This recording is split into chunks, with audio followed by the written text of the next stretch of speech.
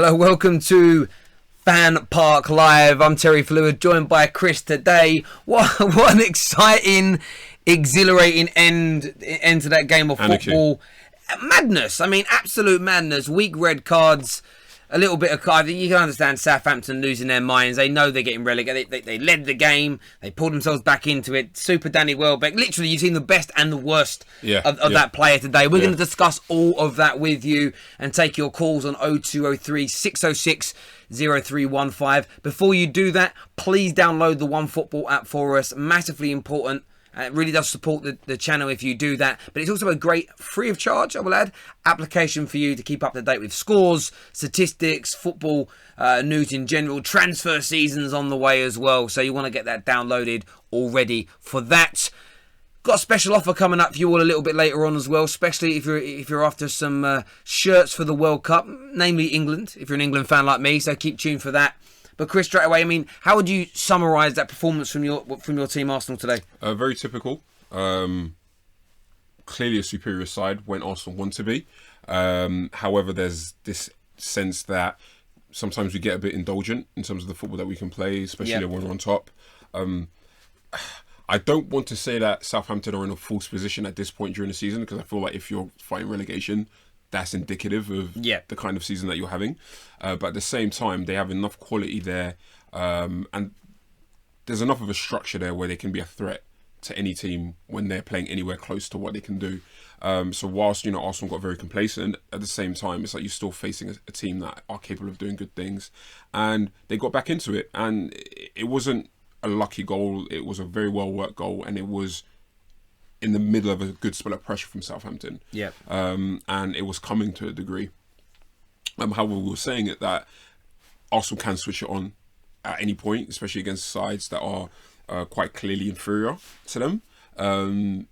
Welbeck should have had the goal, obviously. That miss from like 5 yards out. I mean, you're sort of sitting there thinking, after such a great start from the boy, if the game would have ended 2-2 or worse for Arsenal, that moment, that miss for Welbeck would be the standout moment in this game. Beyond his touch for Aubameyang's goal, beyond his first goal, which was brilliant.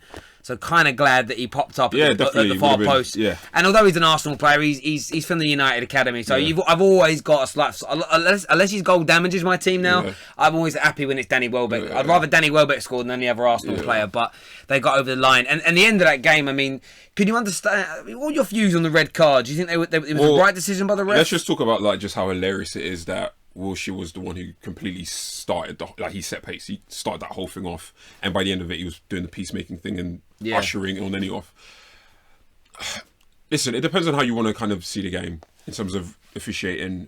Do I go strictly by the laws of the game? Or do I kind of use a bit of human judgment, for better or for worse, in terms of how I'm kind of putting that together? I see that unless it's something that is so clearly offensive, so things like spitting in a player's face or pushing a referee, or it's endangering a player, I don't really see the necessity to send players off. At the end of the day, I would look at it as, if I'm a referee and paying attention to that game, Stevens is on the ball, you've got Wilshere who's literally ripping the shirt off him. Yeah, literally. And quite he literally. yanked it, So, especially at that point during the game, I'd apply that action from Stevens into context. It's like, well, obviously for straight, he's got a guy, he's literally on his back for a good 10 seconds. He's going to react like that. That wasn't a kind of shove or push that would endanger Wilshere. It's not something that's going to get him He's not going to go to hospital. He's not going to be hurt. You have a firm word, you book them both, and then you kill it at that point. Obviously, you're going to have players that are going to rush in. They're going to try to influence you, try to say, okay, you shouldn't have done this, shouldn't have done that, send him off. But at that point, it's your job as a referee to kind of calm the game down and sending a player, especially in those circumstances, because Southampton players are going to feel like... Of course, and I think what's frustrating is that you get... If I punch a player in the face or I push him in the chest or head, it's the same punishment. And I think punching a man and pushing a man is so different from each other. We'll take this call. Hello, welcome to FanPark Live. What's your name? Good afternoon, it's Daryl from Middlesbrough, mate.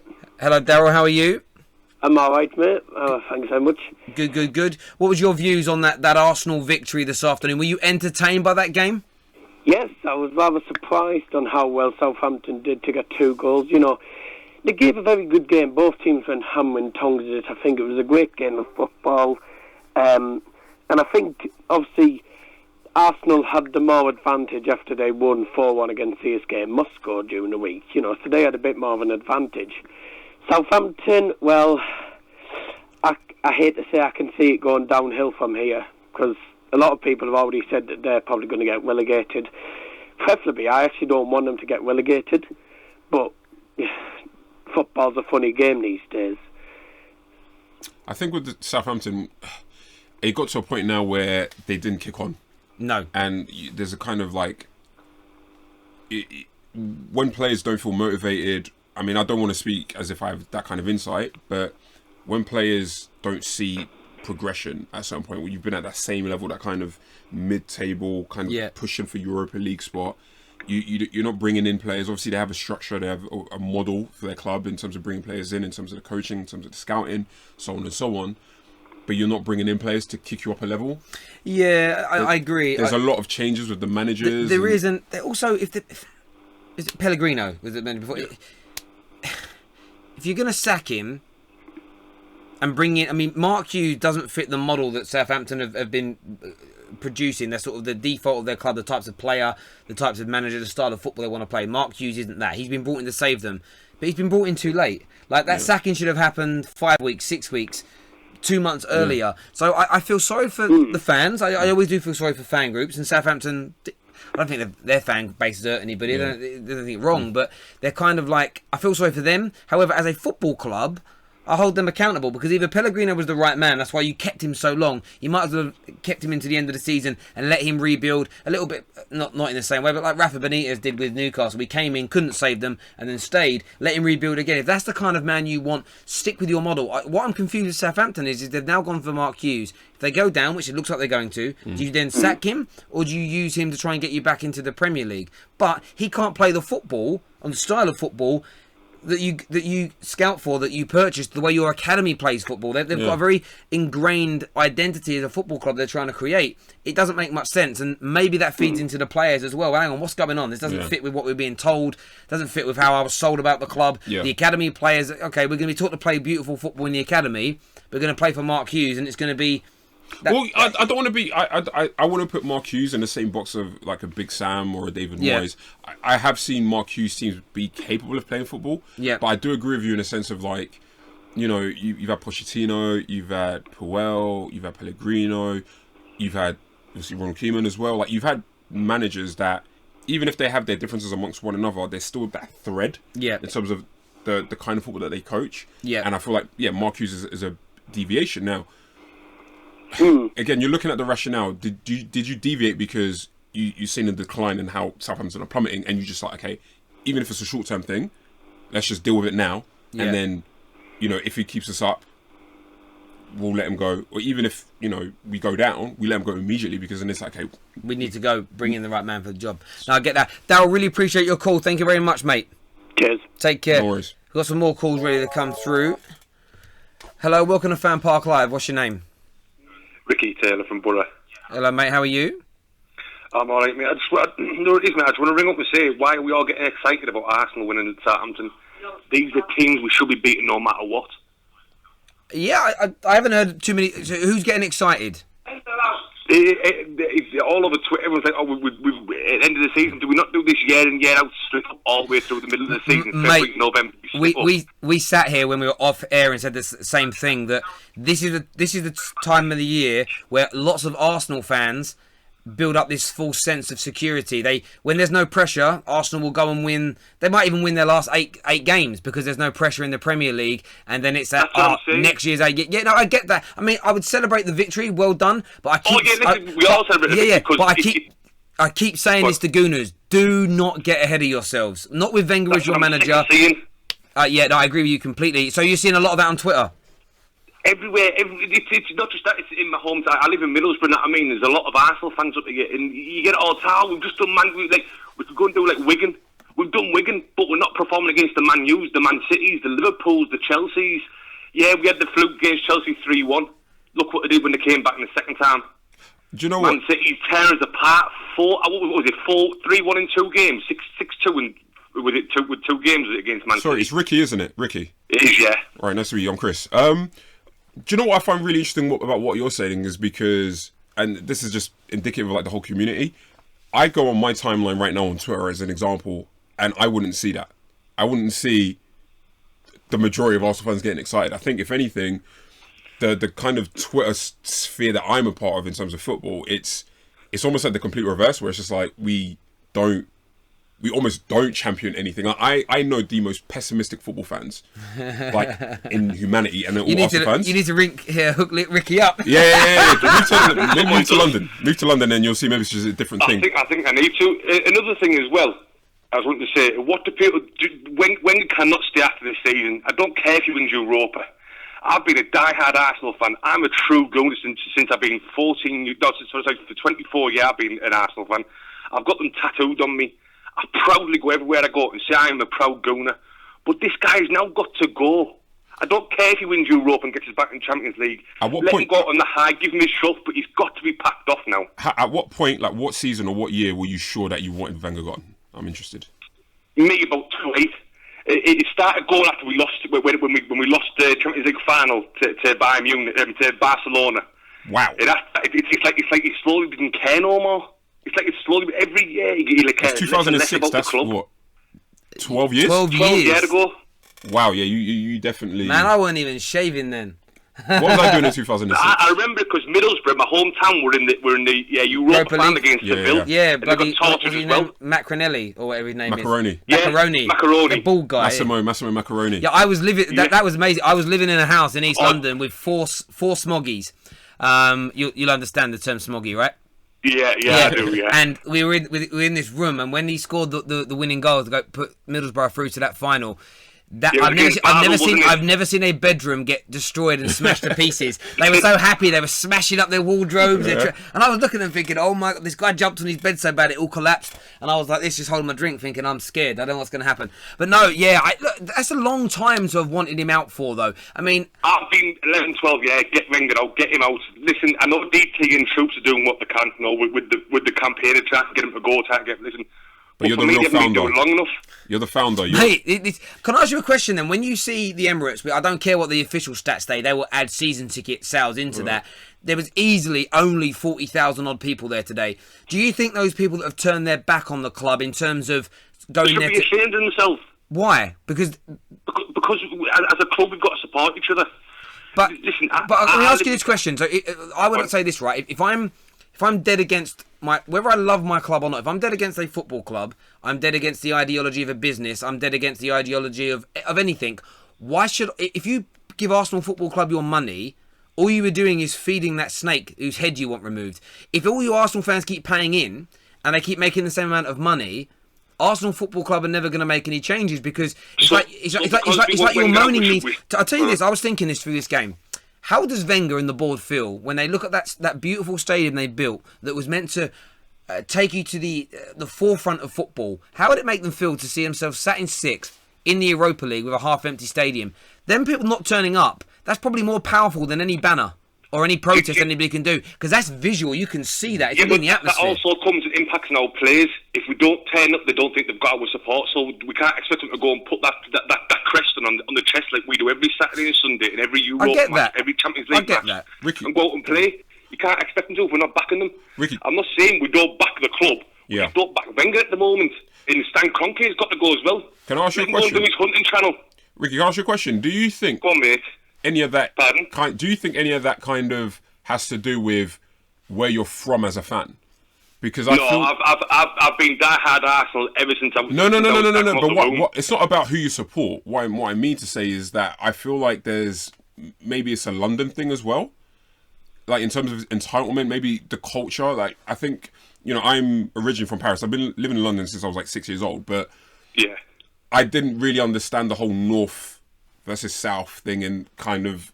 the different kinds of football fans and if that plays a part. Like, I think it does. Like, I'm a Man United fan from London, and my friends from Manchester that support. Being from Manchester, like people I know that I live there, culturally they're different people, and there are subtle differences. I think if you're more close to the club, like you live around the club or you live in close proximity with, I think you might have a different view because you see it more day to day, know how things are run. And remember, like up in the northeast of England, just like we're going down the tunnel and fast. Ricky, on top of that as well, don't get me wrong, like I'm actually in agreement with you in terms of it affects players when they see half-empty stadiums. Like, I was at the return leg for... Let's face it, in the George days, would Harvey have been half-empty, we want them gone? We'd have still turned up and said, listen, we want you gone, but we'll turn up. Yeah, but see... Now, because we're losing the team and we're losing all out. Sorry, mate, I don't mean to cut for over you. me as well, another thing I've got to pick with you as well, you just put on your thing there, Welbeck shines. How can you say this kid shines? Well, I mean, he shined today, right? He shined today. And one day, the only one at the time I can remember a really good Welbeck goal was against Man United when he scored against them. Yeah, but he did well today. But if Welbeck was such a good superstar, yeah, we wouldn't need Lacazette and Adebayongs. We wouldn't need the Ozils to put the cross in. This guy's nothing. Why are we paying this guy a wage? But I don't think we want to confuse... Listen, at the end of the day, we're talking about one game. Why isn't he playing Lacazette and Aubameyang up front together?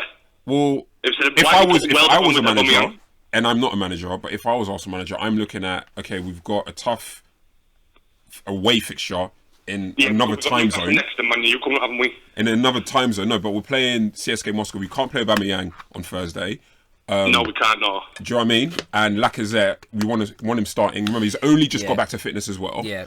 So you don't want him starting this game. And bearing in mind, he played... A game like Southampton should be a warm-up game for Lacazette. But I'm looking at it from both sides. If you look right now, whether you want to win it or not, I think Wenger's going to take the same approach this year as Jose Mourinho took last year. If you look at Man United's last sort of 5 or 6 Premier League games, we barely won one because he gave up on that and he rested and rotated to make sure players were at the top of their game, fully rested and fit and raring to go in the Europa League games. Because whether Arsenal fans want to admit it or not, if you win the Europa League, which there is a good chance you can do it, you're a good team. If you win the Europa League, you take an abysmal season and actually you take some solace from it. You're back in the Champions League, which means if Wenger, whether he does or doesn't stay, it means you've got a chance of signing better players. We know he's not going now. We know he's staying next season. But being back in the Champions League this year gives you a better chance of buying better players to keep yourselves in the Champions League, and then that helps you signing a new manager. And also keeping players. Yeah, and keeping players. Personally, the only reason I want to win the Europa League is that means we've had a better season than Tottenham. That's the only reason I care about Europa League now. It means we've took some silverware. But then I would agree with you, because last year I said the same thing. We finished 6th or 5th. I can't even remember now, but we won 2 trophies. So, and because we got in the Champions League, we done better than the team that finished second because we had trophies to show, and we were still in that Champions League. So it all becomes. And I get where you're coming from, mate. Look, really do appreciate that call. Thank you very much.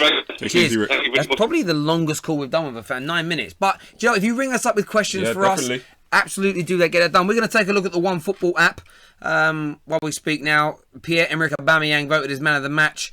2,618 votes. Danny Welbeck second with 830. That's insane. It's insulting, actually. I know Danny Welbeck's offensive. not. I know he's not as good. That's offensive.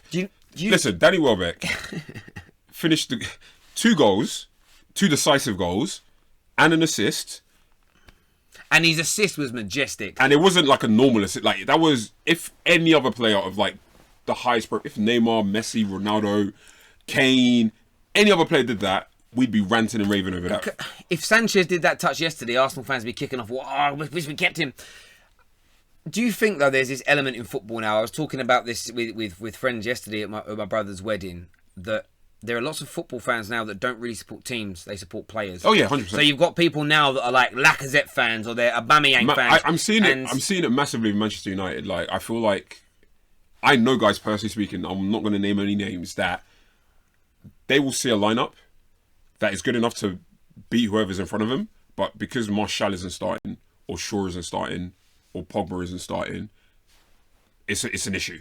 It's a problem, as opposed to, Lingard has just scored a great goal. No, of course, you get that. you get that, but it's a strange new world for football, and I think maybe our generation needs to get I don't know if we should get used to it, though. But do you know what? You say that, and I'll try to say this really quickly, you say that, but I think about how I started supporting, like, watching football, and it wasn't a team. I was saying to you, it was Ian Wright, it was Nicolas Anelka, it was Patrick Vieira. It was players that made me love the club, and then naturally... Yeah, so that's where I'm so different. It was my dad was like, pick a club, and you just pick a club. So it's the club you support, over, which is why I always put more faith in the manager than I do the players, because he's the head of that, and I'll support the club and the entity over any of the players that are here for a short period of time. But, we had a call come through. What's your name, buddy? Tom. Hello, Tom. Who do you support, mate? Arsenal fan. All right, mate. Give us your view on that performance today from Welbeck, the defending. Overall, you happy with that from the Gunners today? Going forward, I think we've improved. I think 3 goals against Southampton at home is a good amount. It's just the 2 that we concede. All our problems are at the back. When you say improved from where? Well, improved from when we lost 4 games in a row. We've now won 6 in a row. Okay. Do you feel like maybe it's just the way I interpreted that comment, because the way I personally would define improved, and that doesn't make yours any less right, would be, well, this is what we should be doing anyways. What Ricky was saying, like this is scoring 3 goals against a side in the bottom 3 at home, if you're Arsenal Football Club, is the absolute standard. So of course we're improved in form, but I think maybe we're just operating at a level which we should be at. So. But yeah, sorry, I didn't want to cut you off. The attack's not the problem; it's the defence. Yeah. I believe. Like, it was abysmal. You got that player up front for them who's got 2 goals in 50 games, and Staffy lets him walk to the front post. Which I can't even. Yeah, and he got in a few times behind. I'm not sure. So did Tadic a few times behind us centre backs, and it's poor. All right, so. What would a success, if you were to go back to the beginning of the season, go back to August, what was a successful Arsenal season look like for you? With the 2 big Manchester clubs always going to dominate, and nobody really thought Liverpool would do this well, but I would have taken top 4 with a trophy. Okay, like FA Cup, Europa League. Cup, Europa League, one of the 2. Okay.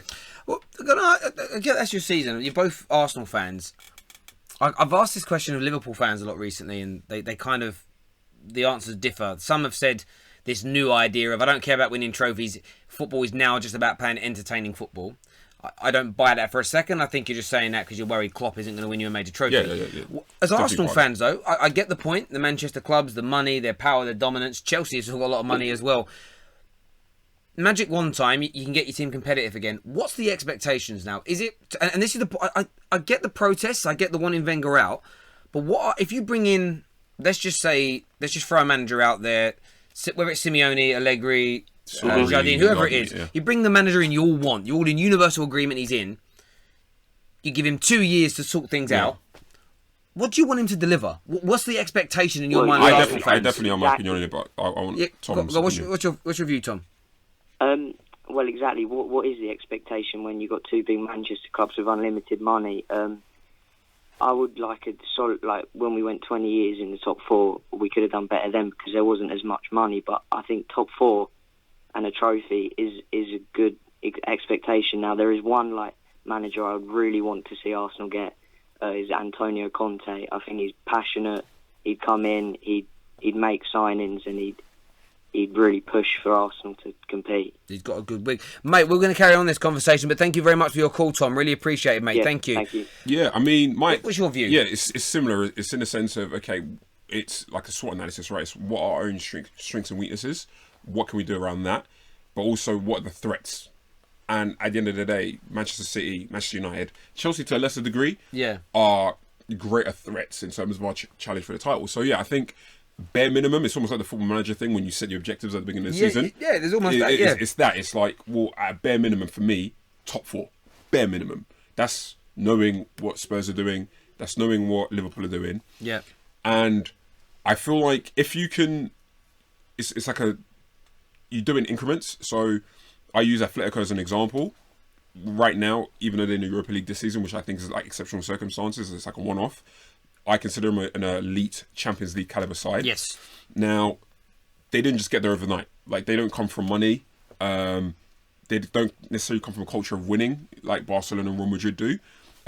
Teams like Valencia have been more successful in recent times. Seville have been more successful than Atletico over the last few years. But it's, gradually building their status up in La Liga domestically, winning the Europa League on a couple of occasions. Then once they started edging in there, they start facing teams. I remember in 2012, I think it would have been, when they faced Chelsea in the European Super Cup, being able to demonstrate that we can actually play the best of the best and look good. Yeah. And then all of a sudden, from I think it was 2013 onwards, you've got them breaking the duopoly between Barcelona and Real Madrid, which was a crazy win. And just to show that they just weren't doing that in Spain, they then also get to the final twice. Yeah. No, in space of 3 years. And I get that. Do you think with I know we've got a caller coming through on Discord in a moment, so we will speak to you in just. It's a good discussion though. In terms of, I got asked this question in the summer, and this is why again I'm not angry about Man United's season, because I was told what does success look like, and it's clear out there. It's the video still up, and I just said, cement ourselves into the top 4 this year because we weren't in it last, and a trophy, and that's success. We're close to doing that this year. If we finish second and, God willing, win the FA Cup, I'm really happy with that season. My expectations next year with what we're going to bring in would then be, this year we need to be competing for that title, which means with a game or 2 to go, we need to be able to still win it. When I say that's competing for a title, that's being in a title race, not 5 games to go, you're out of it. That means you're a long way off. So for me, it's a case of that's the expectations and growth. And I think that's one thing I would implore Arsenal fans to sit around and think about. And you haven't all got to agree with each other, because you're always going to get... That's the great thing with football. There's opinions and everybody can debate them. The issue I sometimes get with everybody that is Wenger out, and I don't disagree with them wanting him gone, it's, well, who should come in? And there's a complete vast opinion on who. And then it's what's the expectations? And some people are like, well, we're Arsenal, we should be winning the league. And it's like, how realistic is that? I mean, I actually think we could get to a stage, and I think you said there about building Arsenal back up is important.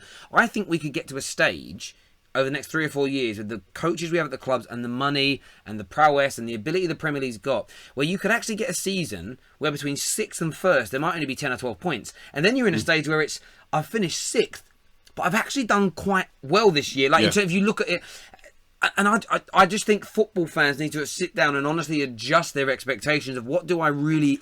what do I expect and what's realistic in the current football climate. The thing about that, and I'm going to skim over this because obviously I'm worried that we've got callers coming in, is that what we also can't do is we can't get into the danger of dismissing the emotive part of the game and the emotive part of being a fan. Yes. Part of that is tied in with the kind of football that you're in. Like, I'm a 30-year-old Arsenal fan that started supporting Arsenal in 1997. I've only ever known Wenger ball. Yeah. I've only ever known quality football up until maybe 2012, where there was just a dip in terms of the quality of football that Arsenal played. So, and you've also got to understand that not all teams, because we get kind of in our heads and think about like the elite teams and successful teams, but you have teams like Atletico Bilbao, for example, where they have an identity. Yeah. And that expands to what they do on the football pitch. So any kind of managerial appointment that's going to come in has to align with the identity that makes us really love the game. Don't get me wrong. Like you said, right? Like, you're not going to buy for a minute that a Liverpool fan doesn't want their club and Klopp to deliver titles. But Liverpool are a team where at their most successful, they were playing a brand of football that kind of captured them and the same thing for Man United fans. It was interesting though. So I don't remember the great Liverpool teams. Yeah. What I've read about them is though that they were quite boring. Okay. So again, I could be really okay. Dalglish and those players going forward, but it was like they go 1-0 up, and then they just keep passing the ball around the back, pass it back to the goalkeeper using the pass back rule. Now that might be an over exaggeration from some bitter supporters at that time. But I don't think it was like the football we're seeing now from Jurgen Klopp. Yeah, of course. So again, I think it's that balance between, and also nostalgia plays a part. Like sometimes you think things, my grandmother always used to tell me that the summers were longer when she was a kid, and it always snowed at Christmas, and it just didn't. I mean, the records prove that now. Don't disrespect, God rest your soul, but it's the truth. We've got a call coming through from Discord, then we're going to speak to you about that very special offer about World Cup shirts. Who's coming through, Jay? Hello. Hello, how are you, sir? What's your name? My name's Adeyemi. Hello, Adeyemi. Who do you support? Arsenal. Give us your thoughts on today's performance, and then we'll ask you a few questions. Happy with the way you played today? I'm not happy with it, to be honest. Why weren't you happy with today? We just scraped a win against Southampton. We were pretty terrible. I get that, but they're fighting relegation. They're teams that are in that situation are sometimes more up for it than at any other time in the year because they become desperate. I don't really care. You don't care? No. Why don't you care about that? I want Wenger out. I get you want Wenger out, but why would you not care about something that's ingrained within football that I think should be respected? Why would you not care about the way Southampton feel and play? He left. Look, he disconnected his call. I appreciate he just wants Wenger out. I appreciate he doesn't care about other clubs. But I'm going to be really fair to Arsenal here. When you play a team in a relegation fight... it doesn't matter who you are. The best of clubs, the absolute best of clubs. When you're fighting a team that's... Because at that point, it's not even just about football anymore. It's it's status. It's yeah. I may not be a Premier League footballer next year. It may affect players and teams financially. Yeah. They a lot of them have some have relegation release clauses, but a lot of them get paid less if they get relegated. It's all in the. There's a lot riding for these players, and they up their game again. Shane Long clearly again. Some people will blame the Arsenal defenders, but there's something about relegation teams. It's why every year there's always a special moment. You see a team that saves themselves. They celebrate like they've won the league. That shows how much passion's there. Yeah. That has to be taken into account when you're playing a team who's got nothing left to play for in the Premier League. Yeah, I think. And you also listen. Arsenal are not playing for anything in this game. No. There's that too. And the players that are likely to play on Thursday against Moscow, so obviously we're talking about Cech, we're talking about Mustafi, we're talking about Bellerin, we're talking about El Neni, we're talking about Xhaka Mawson and El Neni. Those players, do you think they're going to go into that game with the same kind of intensity that they would in terms of Southampton? Do you think they're going to go into that Southampton tie with the intensity and the commitment that they would for a team, for a game that matters? No, and they never will. So all that needs to be taken into consideration. We do have a special offer I mentioned. UK Soccer Shop is the name of the company. The information is in the description below. You can get up to £25 off of an England shirt ready for the World Cup coming forward. So if you are going to buy one, whether you're buying one for your kids, whether you're buying one for you, your partner, your friend, or a present, don't pay full price in the shops like everybody else will. Check out our exclusive link below, brought to you by FanPark Live, where you can get up to £25 off an official England kit. This isn't some weird one with like 5 lions on it or anything. Do you know what I mean? You can put it through. Is someone on my Discord line, Jay? Who is it? How much does a pizza cost? It really depends where you're ordering it from, sir. We're not a pizza delivery place, though, mate. Anything else you'd like to say? Jay, don't put these people through to me. I'm hungry now.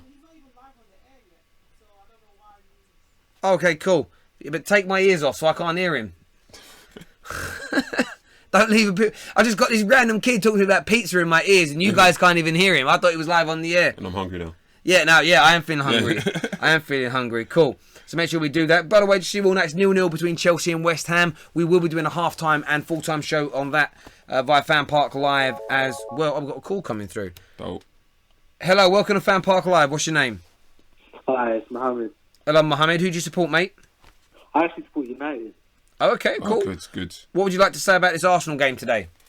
It's just average Arsenal. Concede a lot at the back, score a few goals, and same old really. But what I don't understand is that, Arsenal have got a brilliant attacking front line, but it's evident where the troubles are, and it's in the defensive mid, and it's the whole of the defence, and I'm not sure why they don't sort it out. If you just look at what we did last season, we had a terrible season in the league.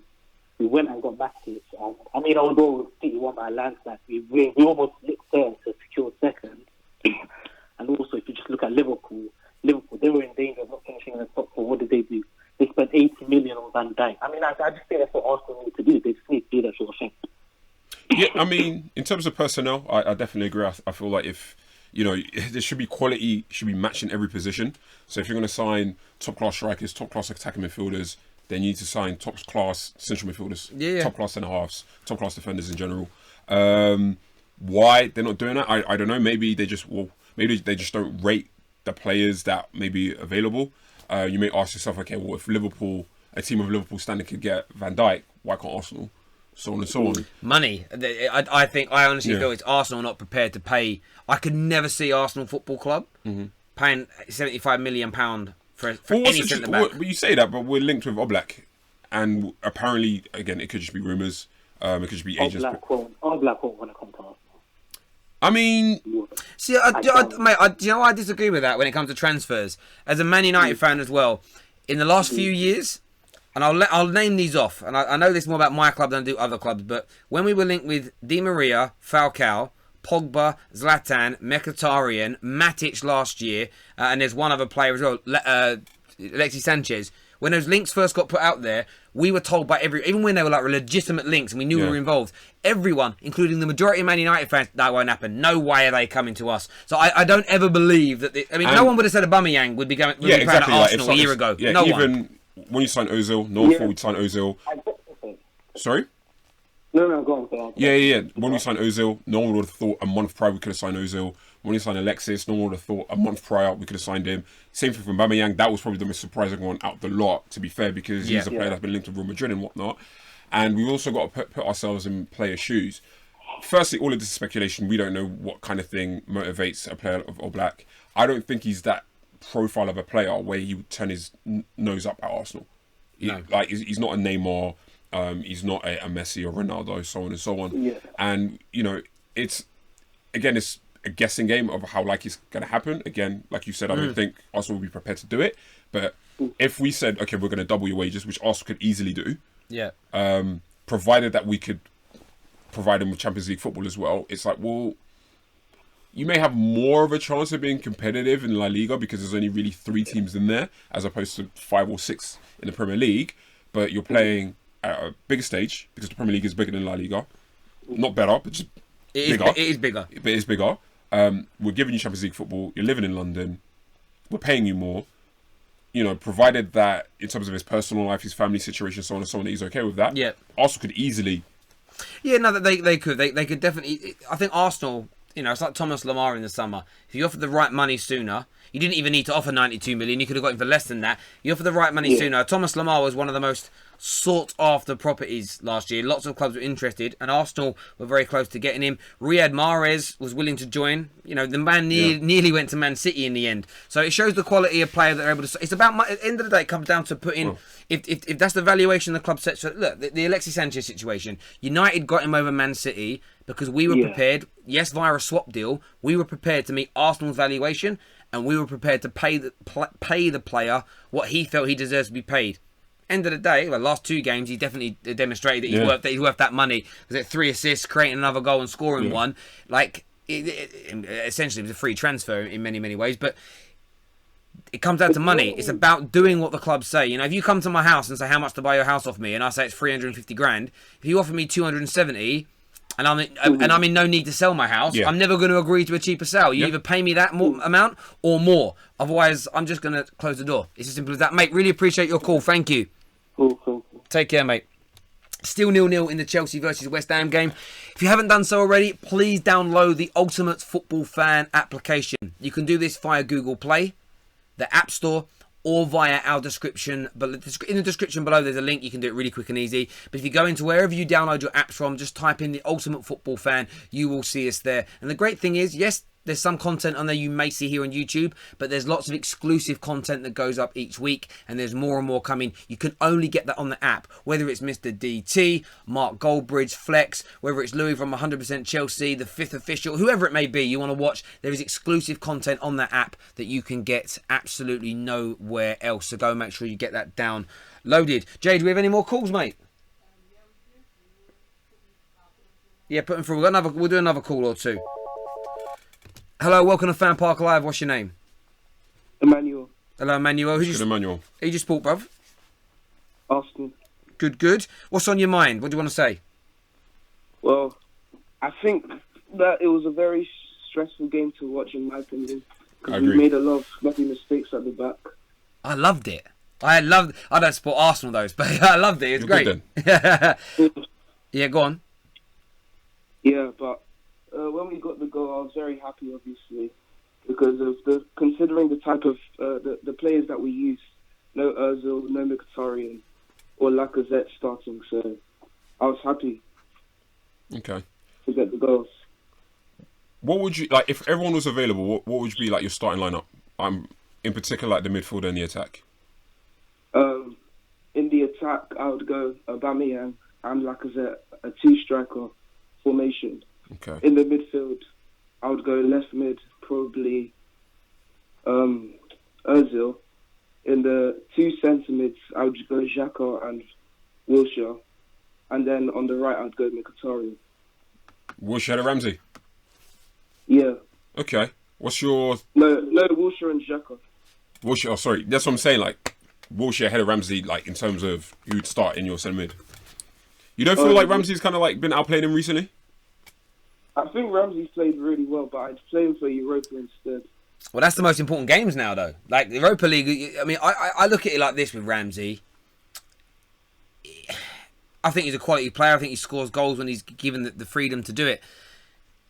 He also, you can't perform like he did from any football club. If you put in a performance like he did, the next real competitive game, so today doesn't count, you have to play. I think it sends a wrong message out to a team. Unless there is a specific reason, there's a technical reason. You might play Barcelona and think, well, I've got to sacrifice Ramsey because I need to bring in a player that can man-mark Messi. Or I might need to do something technical. Other than a reason like that, when you're playing away to Moscow, there is no one that you need to man-mark like that or tactically change.